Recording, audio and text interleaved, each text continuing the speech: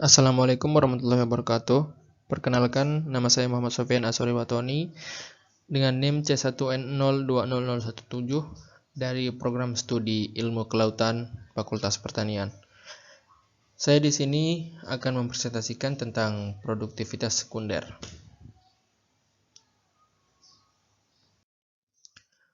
Pertama, saya akan menjelaskan produktivitas itu apa.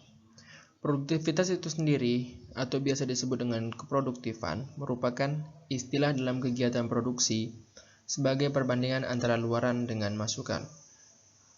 Menurut Herjanto, produktivitas merupakan suatu ukuran yang menyatakan bagaimana baiknya sumber daya diatur dan dimanfaatkan untuk mencapai hasil yang optimal. Produktivitas dibagi menjadi dua, yaitu produktivitas primer dan produktivitas sekunder. Produktivitas primer menunjukkan banyaknya energi cahaya matahari yang diubah menjadi energi kimia oleh organisme autotrof dalam suatu ekosistem.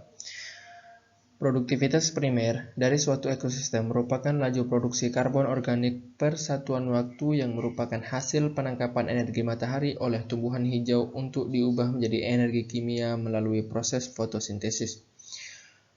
Sedangkan produksi sekunder yaitu produksi yang didefinisikan sebagai produksi biomasa oleh organisme heterotrof.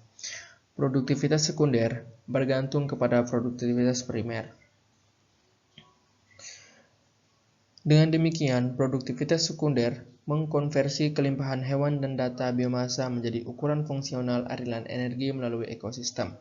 Produktivitas sekunder merupakan ukuran ideal dalam menentukan fungsi seri di ekosistem pantai, yaitu kemampuan untuk mendukung kepadatan yang besar dari juvenil organisme laut dan mentransfer ke habitat lepas pantai, sebagai ukuran keseluruhan dari biomasa, pertumbuhan, dan sistem organisme.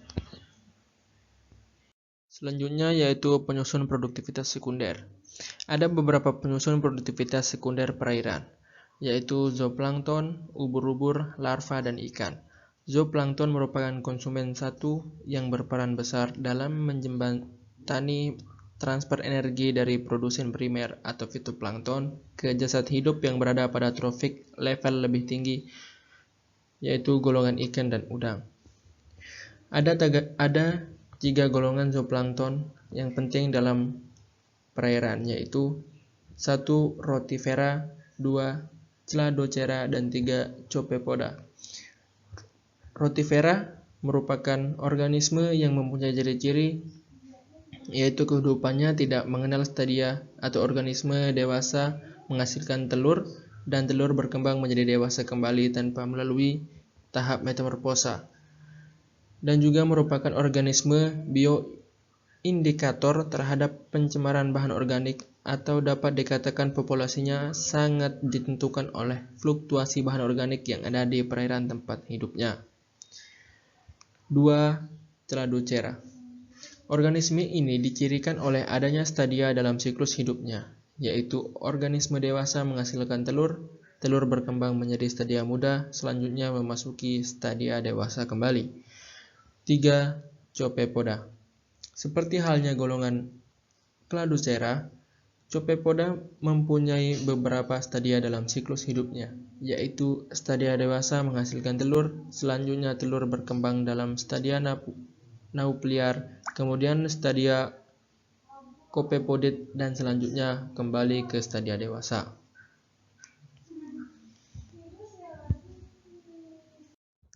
Adapun faktor yang mempengaruhi produktivitas sekunder dibagi menjadi 3, yaitu pengaruh karakteristik populasi, faktor lingkungan, dan predator dan kompetisi. 1. Pengaruh karakteristik populasi. Pengaruh karakteristik populasi ini dibagi menjadi 3 lagi, yaitu 1. Jumlah dan ketahanan hidup.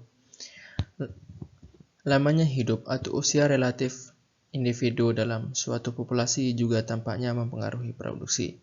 Beberapa penulis menyatakan bahwa P per B menurun seiring usia. 2. Ukuran tubuh. Ukuran tubuh pada produksi sekunder adalah salah satu dari beberapa hubungan yang telah diuji secara eksplisit PB akan menurun dengan meningkatnya ukuran tubuh dalam populasi, namun sejauh ini masih sulit untuk mengimplementasikan secara mekanis. 3. Taksonomi. Perbedaan fisiologis dan ekologi antara unit taksonomi menyebabkan perbedaan dalam produktivitas sekunder. Perbedaan dalam P per B untuk Rutifera di antara danau mungkin karena perbedaan taksonomi.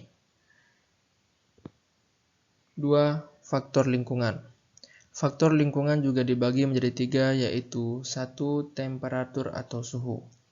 Suhu perairan merupakan faktor pembatas dari proses produksi perairan. Suhu yang terlalu tinggi dapat merusak jaringan tubuh fitoplankton. Suhu perairan juga mempengaruhi keberadaan zooplankton secara fisiologis, sehingga perbedaan suhu akan mempengaruhi umur dan ukuran zooplankton serta komposisi dan kelimpahan zooplankton. 2. Produksi makan. Faktor makanan sangat memegang peranan dalam produktivitas sekunder pada dinamika zooplankton di ekosistem estuari.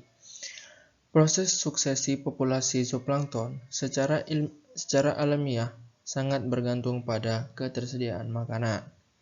3. Konsentrasi oksigen. Kandungan oksigen mempengaruhi produktivitas sekunder pada zooplankton. Kandungan oksigen yang meningkat akan diikuti meningkatnya jumlah dan kelimpahan zooplankton. Distribusi zooplankton yang dipengaruhi oleh ketersediaan oksigen memiliki hubungan dengan faktor lingkungan lain, yaitu temperatur, salinitas, dan arus.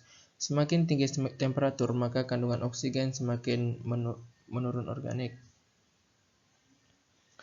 3. Predator dan kompetisi. Pemangsaan merupakan interaksi antara predator dengan mangsa melalui proses pemangsaan untuk kelangsungan hidup suatu organisme predator, dan hubungan antara predator dan mangsanya sangat erat. Hal ini mempengaruhi nilai peranan produktivitas sekunder.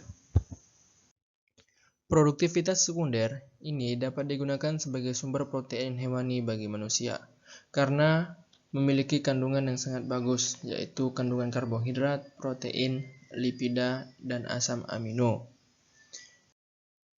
Dan yang terakhir, peranan produktivitas sekunder.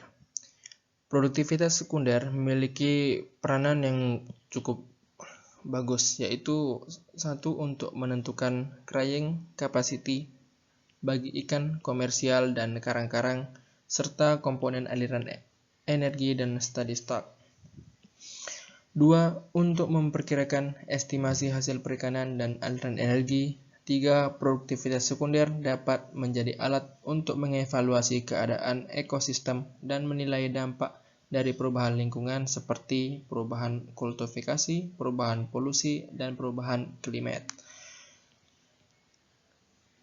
Produksi sekunder tidak dapat digunakan untuk mengevaluasi atau mengetahui secara langsung kualitas lingkungan dari suatu sistem, tapi dapat menyediakan lebih banyak informasi yang berasal dari pengukuran seperti kepadatan atau biomasa yang disajikan. Mungkin hanya ini yang dapat saya jelaskan dari apa itu produktivitas sekunder. Kurang dan lebihnya saya mohon maaf dan terima kasih. Assalamualaikum warahmatullahi wabarakatuh.